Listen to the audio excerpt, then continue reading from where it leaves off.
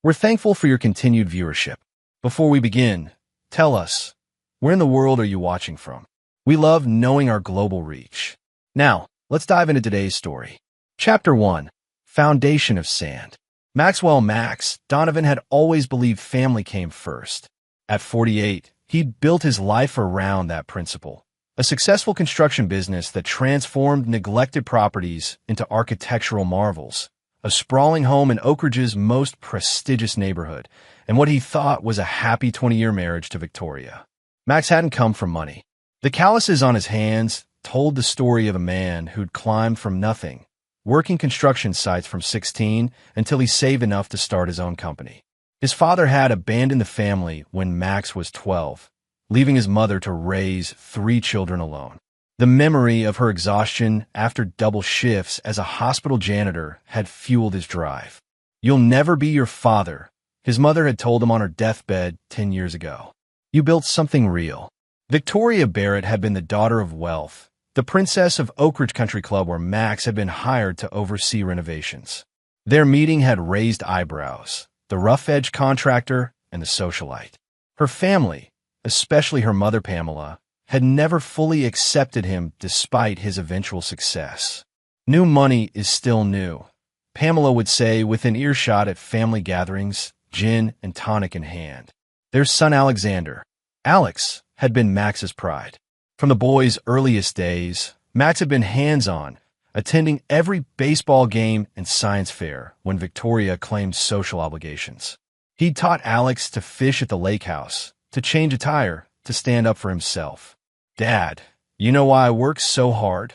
17-year-old Alex had asked one night in his home workshop where they were restoring a vintage motorcycle. "Because I've seen what you built from nothing." The cracks in the marriage had appeared gradually. Victoria's increasing coldness. The separate bedroom she'd insisted on 2 years ago, citing Max's early morning job site visits. The unexplained weekend retreats with friends Max never met.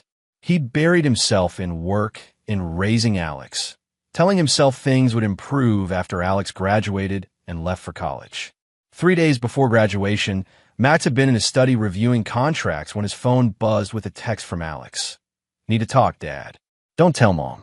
They'd met at their favorite diner, where Alex had pushed his fries around the plate nervously. "Dad, I think something's wrong with Mom," he'd finally said. "She's been acting weird. Secretive. I heard her on the phone saying she can't wait much longer and needs to finalize things." Max had reassured his son, suggesting business matters or perhaps a surprise for graduation. But the conversation had planted a seed of unease that grew as graduation approached.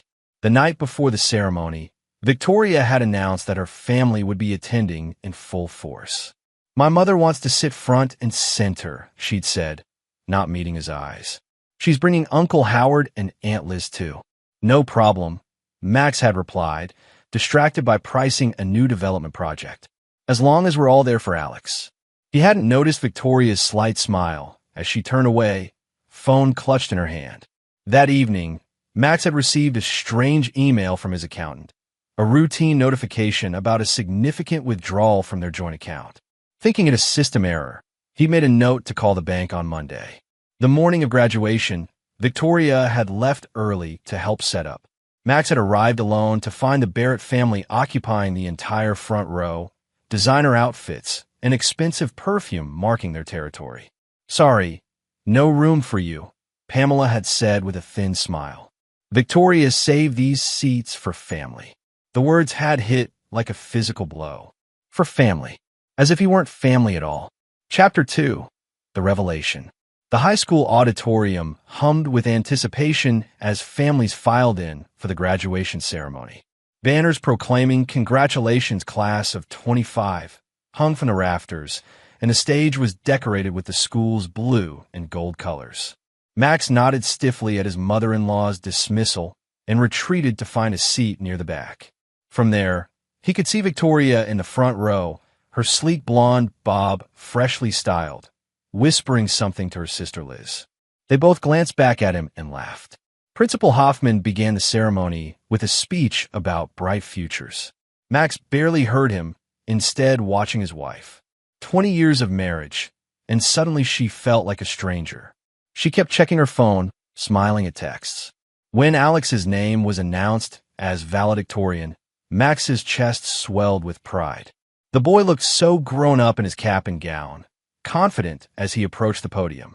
Unlike Victoria's natural blonde, Alex had inherited Max's darker features, strong jaw, intense brown eyes that missed nothing. "Thank you, Principal Hoffman," Alex began. "Today marks not just an end, but a beginning. We stand at the threshold of our futures, shaped by those who believed in us."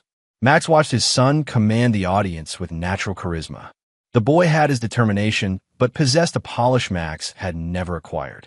"I want to thank the one person who never gave up on me," Alex continued, his voice firm. "Dad, could you stand?" Surprised, Max rose as applause filled the auditorium. Victoria's smile faltered as she turned, seemingly noticing him for the first time. "My father taught me that character isn't built on words, but actions," Alex said. "He showed me that real strength comes from integrity and perseverance." Max felt a lump in his throat as he nodded at his son, pride mingling with confusion at the intensity in Alex's eyes. "And now," Alex continued, his tone shifting, "I'd like to share something I found on Mom's phone last night." The audience went silent.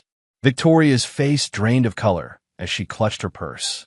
She half rose, then froze as Alex pulled out a folded document from his pocket. "I wasn't snooping," Alex explained, his voice tight. "Mom asked me to find her reading glasses.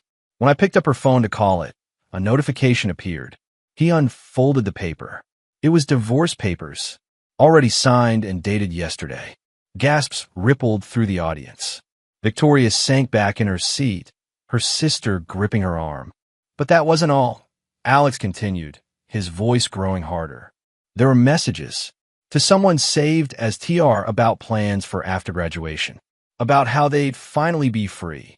Max stood frozen, the pieces clicking together with sickening clarity. And then Alex said, "I found this."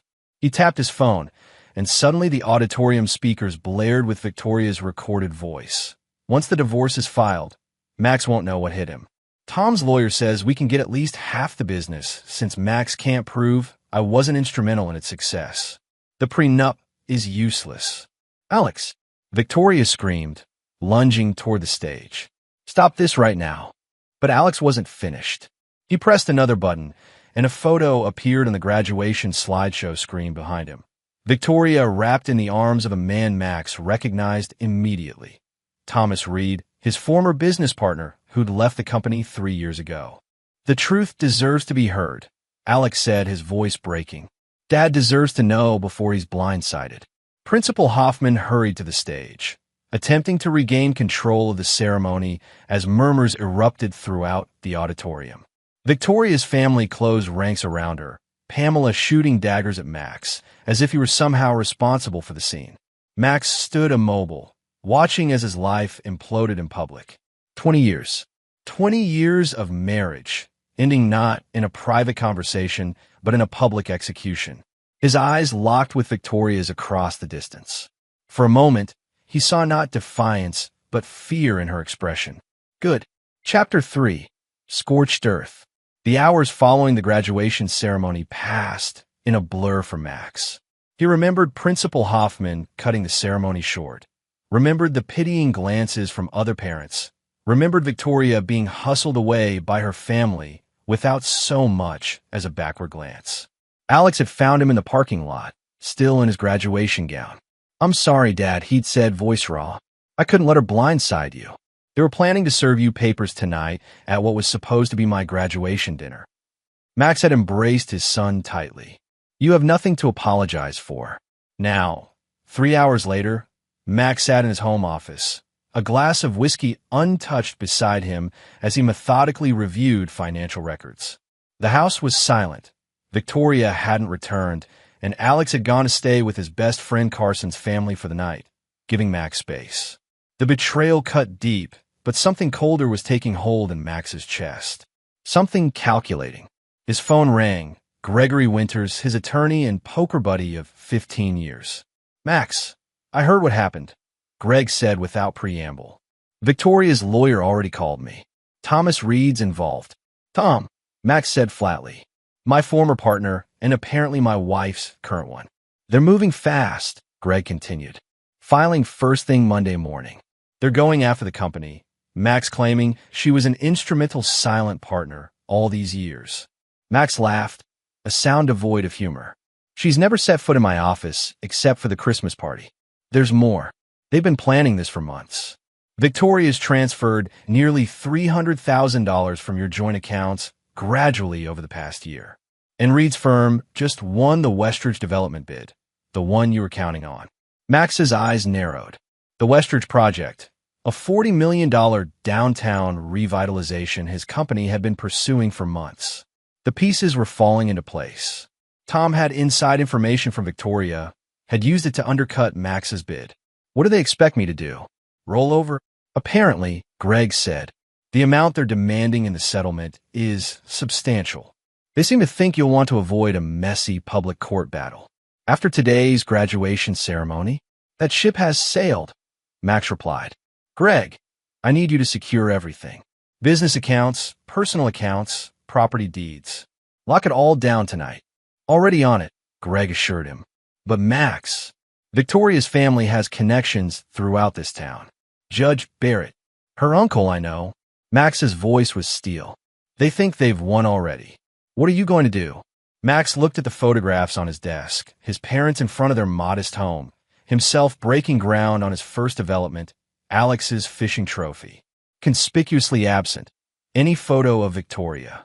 I'm going to burn their world to the ground, Max said quietly. But first, I need information. All of it. How long? What they've taken? Who else is involved? Max, I built everything I have from nothing, Greg. I can do it again if I have to. But they don't get to take what's mine without consequences. After hanging up, Max opened his laptop and began making a list. Names, dates, possible allies, definite enemies. The Barrett family had always considered him an outsider, unworthy of their precious daughter despite his success. They'd tolerated him as Victoria's unfortunate choice. Now, they would learn what happened when you cornered a man with nothing left to lose. His phone buzzed with a text from an unknown number. I have information you need. About Victoria, Tom, and the others. Meet tomorrow, 1 p.m., Riverside Park. Come alone. Natalie Reeves. Max stared at the name. Natalie Reeves, Tom Reed's executive assistant. The woman who had access to all of Tom's files, calendar, communications. For the first time since the ceremony, Max smiled. Chapter 4. Gathering Intelligence. Riverside Park bustled with Sunday afternoon visitors. Families picnicking, joggers navigating the paths, elderly couples feeding ducks by the water. Max spotted Natalie Reeves on a bench near the boathouse, her red hair unmistakable even from a distance. I wasn't sure you'd come, she said as he sat beside her. No handshake, no greeting. Information is valuable, Max replied, studying her. 30-something, sharp eyes, professional demeanor even in casual clothes. Why are you reaching out? Natalie glanced around before answering. Let's just say loyalty should be rewarded, not betrayed. She handed him a flash drive. Emails, text backups, calendar entries, financial transactions. 2 years' worth. Tom's not as careful as he thinks. And I've had access to everything. Why help me? Max asked bluntly. Natalie's expression hardened. I joined redevelopment when Tom started it after leaving your company. He promised me equity, a partnership track. Last month, I discovered he's been paying me 30% less than my male counterparts. When I confronted him, he laughed and said I should be grateful for the opportunity. Max nodded slowly. And Victoria? She's been coming to the office for at least 3 years. After hours, weekends. Natalie's lips thinned. Tom's divorcing his wife Diane too. She doesn't know yet. Another casualty in their schemes. Max filed that information away. There's a meeting Tuesday evening, Natalie continued. Victoria, Tom, Judge Barrett, and Lawrence Foster from First National Bank. They're discussing financing for Westridge after your company is neutralized. Their word, not mine. Max's hands clenched. Lawrence Foster, he'd golfed with the man, had his family over for barbecues. Another betrayal. The drive contains everything, including their contingency plans if you fight back. which they expect you will. They've thought of everything, Max murmured. Not everything, Natalie corrected. They don't know about me. After Natalie left, Max remained on the bench, turning the flash drive over in his hands. The perfect spring day continued around him. Children laughing, couples holding hands, oblivious to the storm brewing inside him. His phone rang. Alex, Dad, you okay? I can come home. I'm fine, son. Stay with Carson tonight, as planned. Have you heard from Mom? No, Max said truthfully. But I expect we'll be having a conversation soon. Dad, there's something else you should know, Alex said hesitantly. Last night, before I found those messages, I overheard Mom on the phone with Grandma Barrett. She said something about making sure you never see a dime of the trust. What trust? Max asked sharply. I don't know, but they mentioned Grandfather Barrett's estate. Max thanked his son and hung up, mind racing. Victoria's father, Harold Barrett, had died 3 years ago. The man had never warmed to Max, but they'd maintained a cordial relationship. What trust was Victoria referring to? On his way home, Max drove past Reed Development's office building. A light was on in the top floor corner office. Tom's office. Max slowed, noting the silver Audi in the otherwise empty parking lot, Victoria's car. Sunday afternoon work session. His stomach churned with disgust. At home, Max inserted Natalie's flash drive into his computer and began reading. The scope of the betrayal was breathtaking. Victoria and Tom's affair had begun 4 years ago, not long after Tom had left the company. They'd been planning this coup for at least 2 years, undermining Max's business relationships, siphoning information about bids and projects, methodically preparing to dismantle everything he'd built.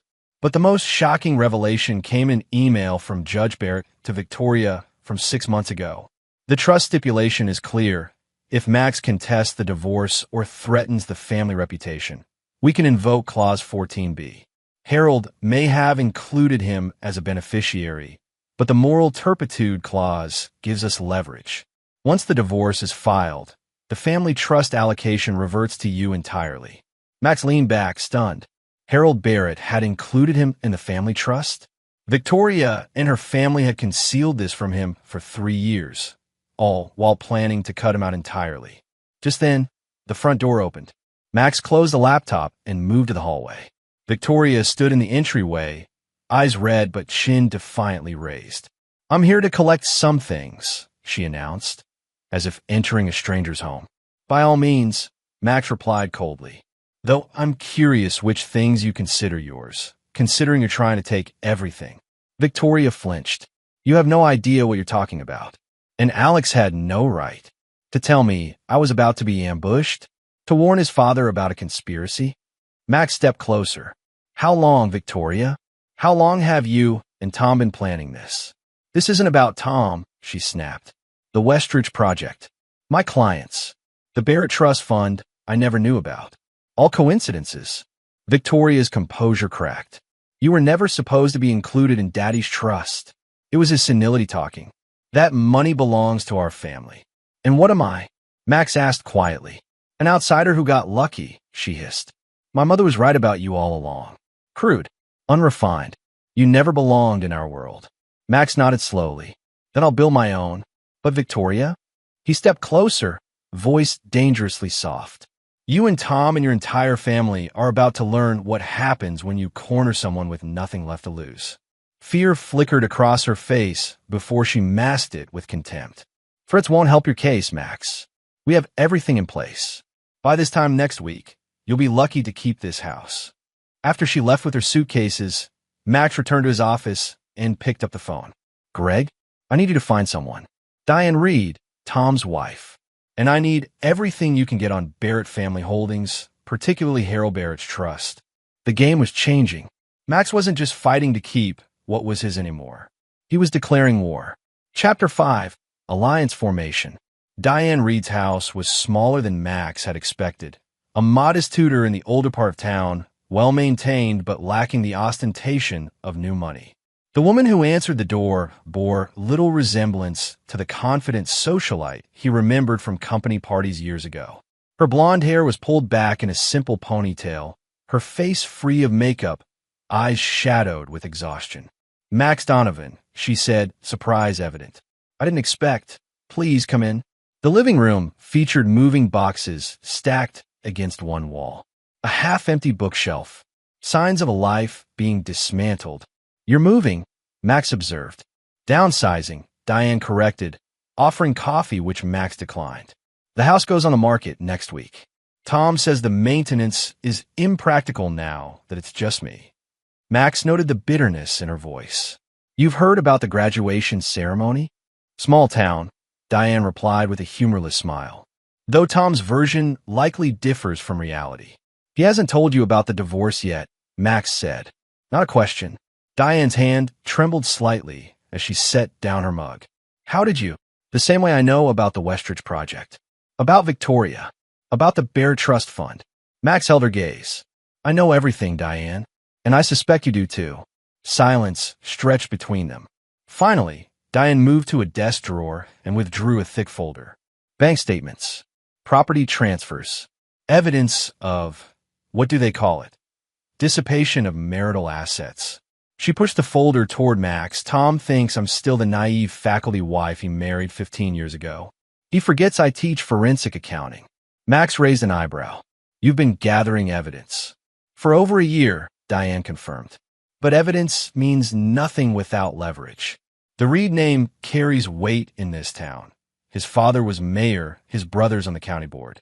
I'm just a childless wife who couldn't give him heirs. What if we combined our resources? Max suggested. Your evidence, my connections. Diane studied him carefully. Tom says you're finished in this town. That by next month, redevelopment will control the Westridge project and most of your former clients. Tom's overconfident, Max replied. Always has been. What are you proposing? An alliance. My attorney's already freezing assets and preparing countersuits. Your information could be invaluable. And what do I get in return? Max smiled grimly. What we both want. Justice. And enough financial security that neither of us ever has to worry about the Reed or Barrett families again. By that evening, Max had expanded his alliance. Gregory Winters had connected him with Sophia Patel, a forensic investigator specializing in financial fraud. Natalie Reeves continued providing insider information from redevelopment, and Diane had introduced him to her brother, Benjamin Harlow, a local news editor with a particular interest in corruption stories. They gathered in Greg's office after hours, spread across the conference table. Floor-to-ceiling windows overlooked Oak Ridge's downtown, including the vacant Westridge block that Tom and Victoria believed would soon be theirs. The Barrett family trust is significant, Sophia reported, sliding documents across the table. Approximately $38 million in assets, including commercial properties throughout the county. Harold Barrett amended his will 3 years ago to include you as a beneficiary, 15% of the trust, which Victoria and Pamela Barrett concealed from you, Greg added. That alone is actionable. Judge Barrett's involvement complicates things, Benjamin noted. He's been on the bench 20 years, has connections throughout the state judiciary. Which is why we won't be fighting this in court, Max said. All eyes turned to him. At least, not only in court. What are you thinking? Greg asked warily. Max laid out printouts from Natalie's flash drive. Tuesday night. First National Bank. Victoria, Tom, Judge Barrett, and Lawrence Foster are meeting to finalize financing for Westridge, using my anticipated business assets as collateral before they've even won them. That's premature at best, potentially fraudulent, Sophia observed. Exactly, Max agreed. Benjamin, how would your paper feel about an exclusive on financial impropriety involving a sitting judge, a bank president, and $1 million development project? Benjamin's eyes gleamed. We'd feel very positive about it, but we'd need irrefutable evidence. Which is why we'll be there, Max said. All of us, with evidence in hand and witnesses ready to testify. The group spent hours refining the plan, identifying vulnerabilities, preparing contingencies. As they dispersed near midnight, Diane lingered. This won't just hurt them professionally, she said quietly. Are you prepared for the personal fallout? Victoria is still Alex's mother. Max's jaw tightened. Alex made his choice at graduation. He chose truth. And afterwards, when the dust settles, There won't be dust, Max replied. Only scorched earth. The next morning, Max received a certified letter, Victoria's divorce filing, citing irreconcilable differences and demanding 50% of all assets, including the business. The petition included a temporary restraining order barring Max from harassing or contacting Victoria or accessing certain business accounts. Max called Alex, who answered immediately. Dad, Mom's lawyers just called me. They want me to provide a statement about your emotional instability and threatening behavior. What did you tell them? To go to hell, Alex replied fiercely. Carson's dad is a psychologist. He's willing to provide a counter-assessment if needed. Max felt a surge of pride mixed with concern. This could get ugly, son. I don't want you caught in the crossfire. I'm already in it, Alex said firmly. And I choose your side. After hanging up, Max drove to the cemetery where his parents were buried. He stood at their simple headstones, wind rustling the oak trees overhead. I promised I'd never be like him, Max told his mother's grave. Never abandon my family. But I didn't abandon them. They betrayed me. He knelt, brushing leaves from the stone. I'm about to do things you might not approve of, but I can't let them win. Not after everything we sacrificed. As he stood to leave, his phone buzzed with a text from Natalie. Emergency meeting called at redevelopment. Victoria arrived in tears. Something about Harold Barrett's trust. They know you're onto them. Max smiled grimly as he walked back to his car. The game was accelerating. Chapter 6. The Strike. First National Bank's executive conference room occupied the top floor of Oak Ridge's tallest building. Glass walls offering panoramic views of the town Max had helped rebuild over 20 years. From the adjacent rooftop garden where Max now stood with Benjamin Harlow, they could see directly into the room while remaining hidden behind decorative greenery. They've arrived, Benjamin murmured, adjusting his camera lens. Inside, Lawrence Foster greeted Victoria, Tom, and Judge Barrett with handshakes and smiles. The banker's silver hair caught the evening sunlight as he gestured toward the presentation materials arranged on the conference table. Max checked his watch. Natalie, in position, came to reply through his earpiece. Audio recording devices activated under table positions 2 and 5. Diane. Lobby security has the documentation. They're reviewing it now. Sophia. Financial evidence packets delivered to board members' homes 30 minutes ago. 3 have already called emergency meetings with their attorneys. Max nodded, satisfaction coursing through him. Gregory. Judge Watkins signed the emergency injunction 10 minutes ago. Sheriff's deputies are en route. ETA 12 minutes. Everything was in place. The trap set. Inside the conference room, Tom Reed stood to begin his presentation, pointing to renderings of the Westridge development. Max's development, stolen and rebranded with the Reed Development logo. Victoria sat beside him, her hand occasionally brushing his arm. Their conspiracy now in the open. Showtime, Max murmured.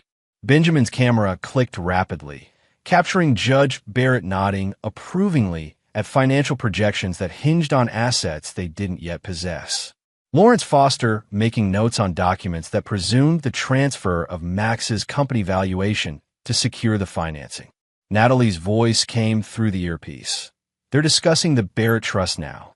Judge Barrett is confirming that Max's portion has been successfully redirected to Victoria through the morality clause. Max's jaw tightened. Betrayal upon betrayal. Suddenly, the conference room door opened. A bank security officer entered, followed by Diane Reed and Sophia Patel. The conversation inside halted abruptly. Right on schedule, Max said with grim satisfaction. Through the glass, they watched Tom rise, face contorting with anger as he confronted his wife. Judge Barrett moved toward Sophia, who calmly handed him a document that made him sink back into his chair, face ashen. What's happening? Benjamin asked, still photographing. Sophia just served Judge Barrett with evidence that he deliberately concealed trust assets from a beneficiary, a felony in this state. And Diane is informing Tom that she's filed her own divorce petition, including evidence of his financial fraud. The scene inside deteriorated into chaos. Victoria stood, shouting at Diane. Tom jabbed a finger at the security officer, who remained impassive. Lawrence Foster frantically gathered documents, face pale with panic. Max's phone vibrated. A text from Gregory. Deputies arriving now. Injunction being served. Exit via east stairwell. Time to go, Max told Benjamin. You have what you need for tomorrow's paper? The editor grinned. Front page, guaranteed. Conspiracy to defraud. Judge, banker, and developer caught in act. As they left, Max glanced back for one final look. Victoria had collapsed into a chair, mascara streaking her cheeks.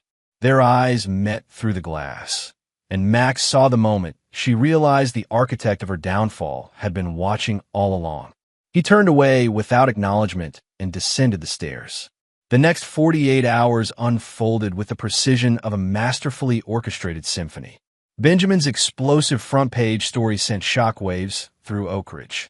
Judge Barrett announced an immediate health-related leave of absence. Lawrence Foster was placed on administrative leave pending an internal investigation. Reed Development's Westridge financing collapsed as investors withdrew support. Max sat in his home office, watching local news coverage of Tom Reed being escorted from his building, jacket pulled over his face to avoid cameras. Victoria hadn't been seen publicly since the bank meeting. According to Alex, she'd retreated to her mother's estate, refusing all calls. Greg arrived with a bottle of scotch and 2 glasses. Preliminary injunction granted. All transfers from the Barrett Trust frozen, pending investigation. Your company assets secured. Max accepted the drink, but didn't celebrate. And the Westridge project? The city council's reconsidering all bids in light of the scandal. With Reed Development imploding, you're positioned as the stable, ethical alternative. Make sure Natalie Reeves gets that VP position we discussed, Max reminded him. And that Diane Reed receives the consulting contract. Greg nodded, studying his friend with concern. This is just the beginning, you know. Victoria's lawyers will regroup. The Barrett family has resources we haven't even touched. Let them come, Max replied calmly. This was just the opening move. Later that evening, as rain pattered against the windows, Max's doorbell rang. Victoria stood on the porch, rainwater dripping from her hair, makeup smudged, designer clothes rumpled. You've destroyed everything, she said, voice raw. No, Max corrected. I've merely returned what was taken from me. Your family, Tom. You all conspired to strip me of everything I built. It wasn't supposed to happen like this, Victoria insisted. If you just agreed to a reasonable settlement. You mean surrender. Max, please. My mother's had a stress-induced collapse. Uncle Howard might be disbarred. Everything we've worked for. Everything I've worked for, Max interrupted coldly. While you were planning my destruction with Tom Reed. Victoria's facade cracked further. What do you want? To humiliate me more? To take everything? I want exactly what you and Tom and your family wanted. Max replied simply. Everything that's rightfully mine. Nothing more, nothing less. And us? 20 years of marriage. Max studied the woman he'd once loved, searching for any remnant of the person he'd built a life with. He found nothing. There is no us, Victoria. You ensured that the moment you conspired with Tom, the moment you hid my rightful inheritance, the moment you planned to ambush me at our son's graduation dinner. Victoria's shoulders slumped in defeat. You've won then? No, Max said, already closing the door. I've merely survived. The winning comes next. As Victoria turned to leave, Max called after her. The Barrett family has 1 week to offer a complete settlement acknowledging my full entitlement to the trust. After that, what happened today will seem like a gentle warning. The door closed on her stunned expression. Chapter 7. Counterattack. 1 week passed with no word from the Barrett family or their attorneys. Max used the time strategically, consolidating his position. Natalie Reeves had been installed as Chief Operations Officer of his rebranded company, Donovan Construction and Development. Diane Reed provided financial consultation, her expertise helping restructure the company's assets to insulate them from future attacks. The Westridge project remained in limbo as the city council investigated the bidding process, but Max had already moved on to 3 smaller developments, ensuring his business continued to thrive despite the turmoil. Alex had returned home, throwing himself into summer work at the company before starting college in the fall. Father and son had grown even closer through the crisis, spending evenings discussing business strategy or working on their motorcycle restoration project. "Have you heard from Mom?" Alex asked one evening in the garage, hands greasy from adjusting the carburetor. "No," Max answered honestly. "Have you?" "She calls daily, texts constantly, so she can explain everything if I'll just meet her." Alex wiped his hands on a rag. "I haven't responded." Max studied his son's profile, so reminiscent of his own at that age. "She's still your mother, Alex. Whatever's happened between us doesn't change that." "It changes everything," Alex countered. "She was willing to destroy you, to lie to me my entire life. How can I trust anything she says now?" Before Max could respond, his phone rang. Gregory Winters. The Barrett family attorney called. Greg reported. "They want a meeting. Tomorrow, their offices, 10 a.m. After I gave them a 1-week deadline? Not happening," Max replied. "Our offices. 9 a.m. Non-negotiable." The following morning, the Barrett family contingent arrived precisely at 9 a.m. Pamela Barrett, thin and regal despite recent events. Judge Howard Barrett, his typical confidence diminished. Their attorney, Willis Montgomery, an elder statesman of Oak Ridge legal circles. And Victoria, pale but composed in conservative business attire. Conspicuously absent, Thomas Reed, who, according to Natalie's intelligence, was frantically trying to shore up his collapsing company while fighting Diane's increasingly aggressive divorce proceedings. Max had arranged the conference room strategically. He sat at the head of the table, Gregory to his right, Sophia Patel to his left. Behind him stood Benjamin Harlow, recorder in hand, and Natalie Reeves, whose presence visibly unsettled Victoria. "Thank you for coming," Max began formally. "I understand you have a settlement proposal." Willis Montgomery cleared his throat. "Before we begin, Mr. Donovan, we must insist that members of the press not be present during privileged settlement discussions." "Mr. Harlow is here as my personal media consultant," Max replied smoothly. "Ms. Reeves as my chief operating officer. Both have signed confidentiality agreements." The message was clear. Max would dictate terms, not the Barretts. Montgomery placed a document folder on the table. "We are prepared to offer a complete settlement of all outstanding matters between the Donovan and Barrett families." Max didn't reach for it. "Summarize the key points. The Barrett family acknowledges your entitlement to 15% of Harold Barrett's trust, approximately $5.7 million in assets. Mrs. Donovan is willing to forego any claim to Donovan Construction in exchange for the family home and a one-time settlement of $2 million. Max exchanged glances with Gregory, who gave an imperceptible nod. "Inadequate," Max stated flatly. "The trust percentage is correct, but your valuation is outdated. Current market value of the trust assets exceeds $45 million. Pamela Barrett's thin face flushed with anger. "Preposterous." Sophia Patel slid a financial analysis across the table. "The Barrett Commercial Properties portfolio alone is worth $28 million as of last quarter's assessment. The Lakeshore development adds another $12 million. Investment accounts approximately $5 million. And then there's the matter of the undisclosed offshore holdings in the Cayman Islands." Judge Barrett's face went slack. Victoria gasped audibly. "How did you—" Montgomery began, then caught himself. "The better question," Max continued calmly, "is why Harold Barrett established those accounts and why they weren't disclosed in the trust documentation." Gregory produced another document. "We've prepared a more accurate settlement proposal. Mrs. Donovan retains her personal property only. All marital assets revert to Mr. Donovan, including the family home. Mr. Donovan receives his full 15% of the Barrett Trust, properly valued, plus 5 years of retroactive distributions that were deliberately withheld. This is highway robbery." Pamela hissed. "No," Max corrected. "It's justice. But we're not finished." He turned to Judge Barrett. "Howard, your involvement in concealing trust assets constitutes judicial misconduct at minimum, criminal conspiracy at worst. Your retirement papers are included in our settlement package. Sign them." and the evidence of your misconduct remains private. The judge's face contorted with rage. You dare threaten me? It's not a threat, Max replied. It's a consequence. Victoria, who had remained silent, finally spoke. And if we refuse these outrageous terms? Max smiled thinly.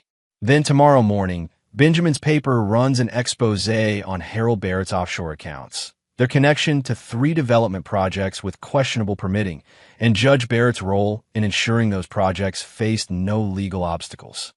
Silence fell over the room. The Barrett family exchanged glances, decades of privilege and power crumbling before Max's methodical assault. You have until 5 p.m. today, Max concluded, standing to signal the meeting's end. After that, everything becomes public. As the Barrett delegation rose to leave, Victoria lingered. Max, please. This will destroy my family. The family that called me an outsider? That conspired to take everything from me. Max's voice remained steady. You made your choice, Victoria. These are the consequences. At 4:58 p.m., Gregory received the signed settlement documents. The Barrett family had capitulated on every point. Victory should have tasted sweet. Instead, as Max sat alone in his office that evening, he felt only a hollow satisfaction. The betrayal had been avenged, but 20 years of his life remained in ashes. His phone buzzed with a text from an unknown number. You've won the battle but created new enemies. Some secrets are worth dying for. TR. Max stared at the message from Tom Reed, feeling not fear, but anticipation. The war, it seemed, was not yet over. Chapter 8. The Buried Truth. The text from Tom Reed proved to be more than an idle threat.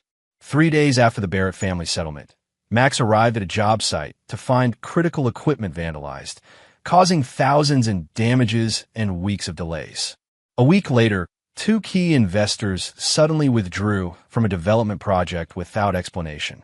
Then building permits for the Westridge development, finally awarded to Donovan Construction, were mysteriously lost in the city system. It's Reed, Natalie confirmed after investigating. He's calling in every favor, leveraging every connection to sabotage your recovery. Max had expected retaliation, but the scope of Reed's campaign surprised even him. The man was fighting like someone with nothing to lose, or something substantial to protect. There's more to this than a failed affair and business rivalry, Max told Gregory as they reviewed the mounting evidence of interference. Tom's message mentioned secrets worth dying for. What are we missing? The answer came from an unexpected source. Diane Reed requested an urgent meeting at a coffee shop outside town, away from familiar eyes. I found something while clearing out Tom's home office, she said without preamble, sliding a USB drive across the table. Financial records going back 10 years. Transactions between Barrett Commercial Properties and redevelopment that predate Tom's official partnership with Victoria. Max's eyes narrowed. How far back? 8 years, Diane replied. Long before he left your company. The amount starts small, but grows substantially about 5 years ago. When Victoria and I were having marriage problems, Max noted. When she started those weekend retreats, Diane hesitated. There's more. Personal emails between Tom and Harold Barrett from 6 years ago. They discuss a development called Project Phoenix. Max frowned.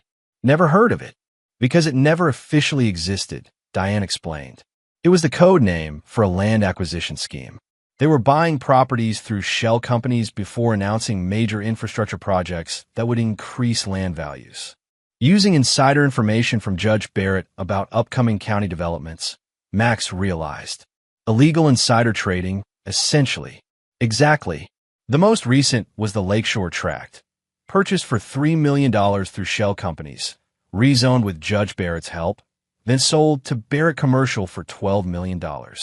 Max leaned back, pieces clicking into place. And Victoria became involved after her father brought her in. According to the emails, she was reluctant at first, but eventually embraced the scheme. She was the one who suggested bringing you in as an unwitting partner in some of the developments. The betrayal cut deeper than Max had imagined. Not just an affair, not just a divorce ambush, but years of manipulation, using him and his company's reputation to legitimize their illegal operations. Does Tom know you have this? No, Diane answered. But he knows something's missing. That's why he's escalating against you. He's terrified you'll discover the full extent of the conspiracy. Max spent the night reviewing the files from Diane, each revelation stoking the cold fury that had replaced his initial shock. The corruption ran deep. Harold Barrett, Judge Barrett, Tom Reed, and eventually Victoria, all participants in a years-long scheme that had generated millions in fraudulent profits. And Max had been the perfect front, the self-made success story whose reputation for integrity had helped shield their activities from scrutiny. Dawn found him still at his desk when Alex appeared in the doorway, concern etched on his young face. You haven't slept, his son observed. No, Max admitted, but I found answers. He explained the discoveries, watching Alex's expression shift from disbelief to disgust. So Mom wasn't just cheating with Tom, Alex said slowly. She was part of a criminal conspiracy. For years, Max confirmed, using our family, my business as cover. Alex was quiet for a long moment. What are you going to do? End it, Max replied simply. Completely. The plan took shape over the next week. Sophia Patel compiled the financial evidence into a comprehensive report. Benjamin Harlow prepared a series of articles detailing the corruption. Gregory filed sealed court documents that would be released at the strategic moment. But Max needed one final piece to complete the puzzle. Confirmation from someone inside the conspiracy. Someone who could testify to the knowing participation of all parties. That someone, surprisingly, turned out to be Pamela Barrett. She's facing financial ruin, Natalie reported after making discreet inquiries. The trust assets are frozen pending your settlement. Judge Barrett's retirement has cut off their legal protection. Victoria is spending what liquid assets remain on private security after Tom's threats escalated. Offer her immunity and financial security, Max instructed, in exchange for everything she knows about Project Phoenix, Harold Barrett's offshore accounts, and Victoria's involvement. Pamela Barrett agreed to meet at her estate, once a showcase of old money elegance, now feeling neglected as financial pressures mounted. The grand entrance hall, with its sweeping staircase, still impressed, but Max noticed the subtle signs of decline. Postponed maintenance, fewer staff, emptier rooms. I always told Harold you were sharper than you appeared, Pamela said by way of greeting, leading him to a sitting room far from where servants might overhear. He underestimated you. We all did. A common mistake, Max replied, declining her offer of tea. I understand you're willing to provide information about Project Phoenix. Pamela's aristocratic features hardened. For the right considerations. Full immunity from prosecution. A guaranteed income from what remains of your portion of the trust after my settlement. Protection from Tom Reed. And Victoria? Pamela asked, a mother despite everything. I'll ensure she's not destitute, Max conceded. But she will face consequences. Pamela nodded slowly, resignation in every line of her body. Harold started it. After the recession hit our legitimate investments hard. Just small manipulations at first. Howard ensuring favorable rulings. Advance notice of county projects. When did Victoria become involved? 5 years ago, after she discovered what was happening. Pamela's gaze fixed on a family portrait above the fireplace. Harold, Howard, Victoria, herself, all smiling confidently. She was outraged initially, threatened to tell you everything. What changed? Tom Reed, Pamela said bitterly. He was already working with Harold while still at your company. He convinced Victoria that the family legacy was at stake, that you would never understand necessary business practices with your rigid ethical standards. The contempt in her voice when describing his ethics told Max everything about the value system that had shaped Victoria. And the affair began as business, evolved into something more. Victoria convinced herself she deserved better than a man who didn't understand how the world really works. Pamela's laugh was brittle, as if corruption and insider trading were simply sophisticated business practices.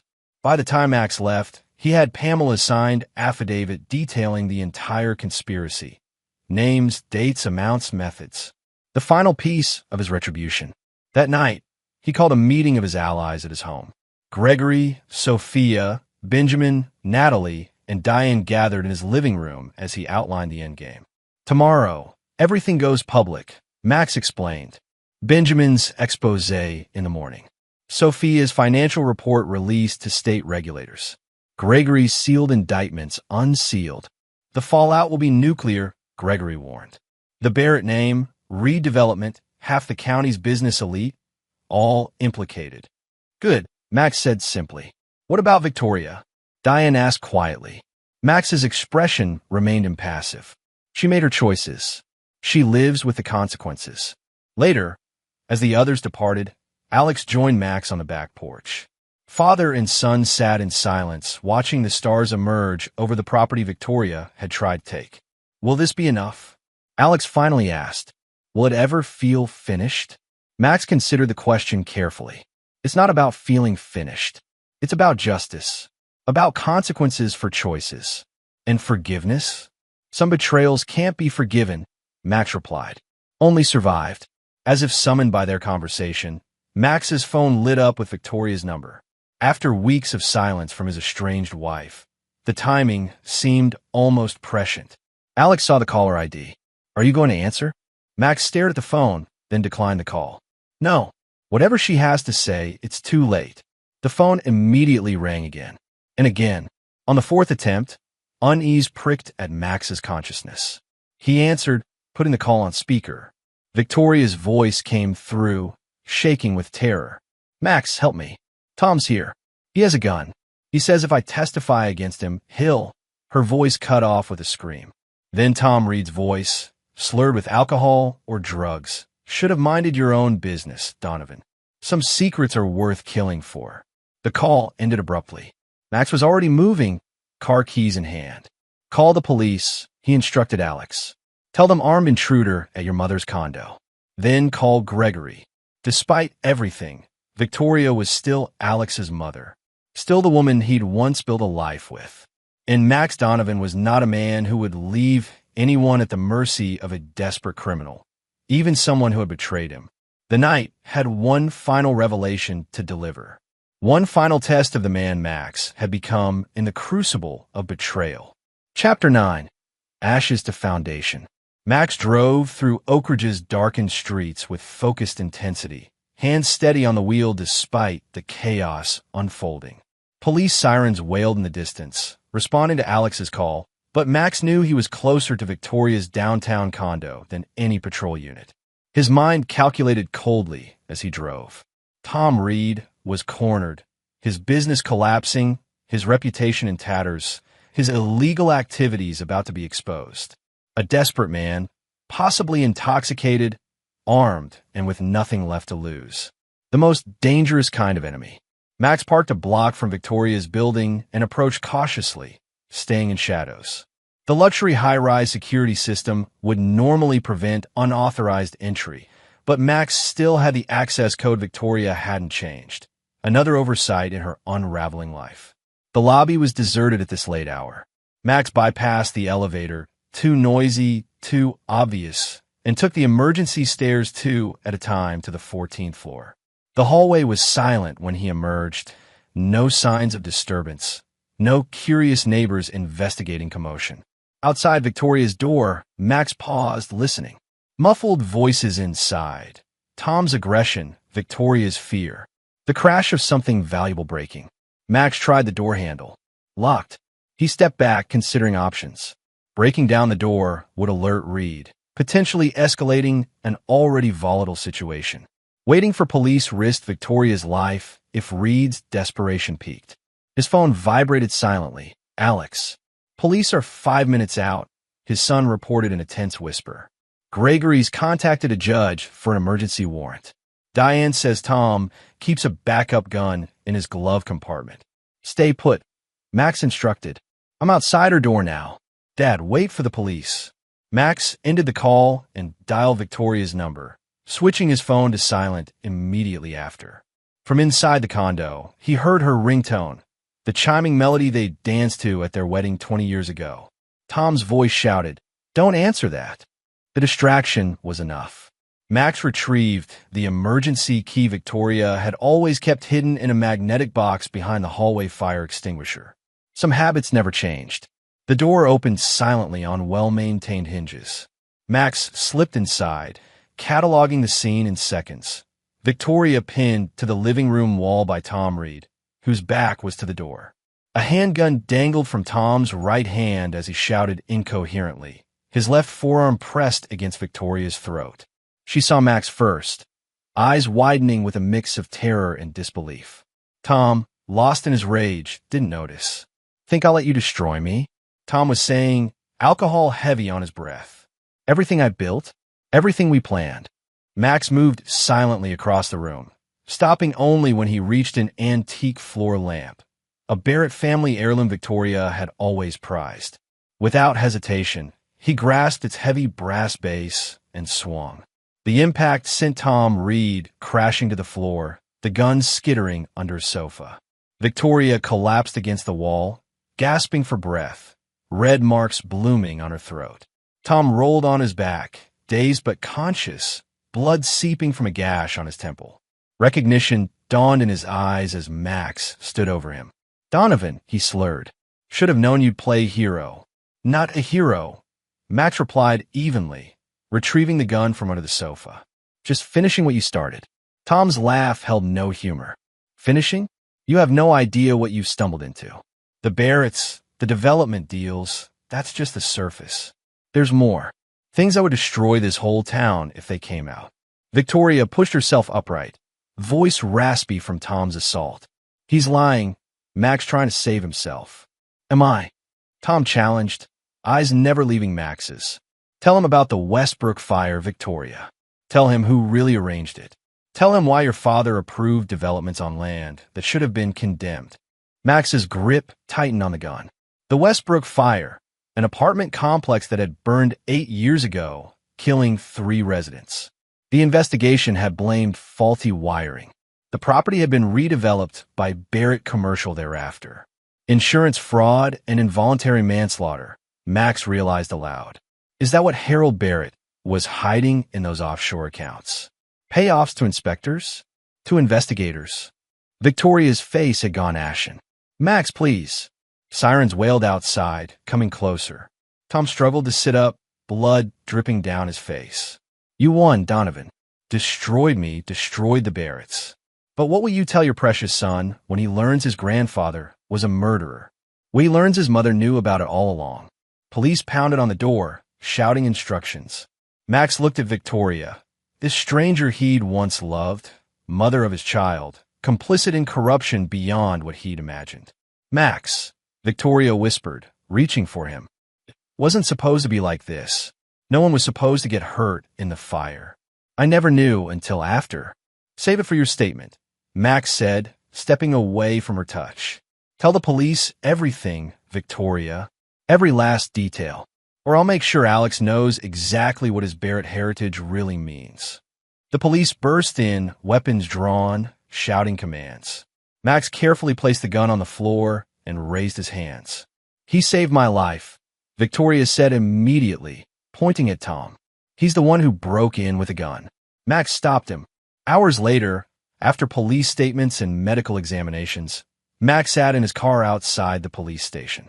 Gregory had handled the legal complexities, ensuring Max faced no charges for his intervention. Tom Reed had been arrested for breaking and entering, assault, illegal possession of a firearm, and a host of other charges that would keep him in prison for years. But Max felt no triumph, only exhaustion, and an unexpected emptiness where his hunger for revenge had burned. His phone rang, Alex again. "Is Mom okay?" his son asked immediately. "Physically, yes," Max answered truthfully. "She's giving her statement now. About everything." "Everything," Alex echoed, understanding the implications. "Yes. When she's done, there won't be any Barrett family legacy left to protect." Silence stretched between them. Finally, Alex spoke, his young voice suddenly older. "What happens now, Dad?" It was the question Max had been avoiding. With his revenge complete, his enemies neutralized, what remained? An empire built on the ashes of betrayal? A life defined by what he'd lost rather than what he'd built? "We start over," Max said, surprising himself with the answer. "Not forgetting, but not letting it consume us either." 3 months later, Max stood on the grounds of the newly renamed Phoenix Heights development, formerly the Westridge Project. Construction crews swarmed across the site, transforming abandoned buildings into what would become a mixed-use community with affordable housing at its core. Diane Reed had been instrumental in the redesign, her financial insights helping create a project that would generate profits while serving the community.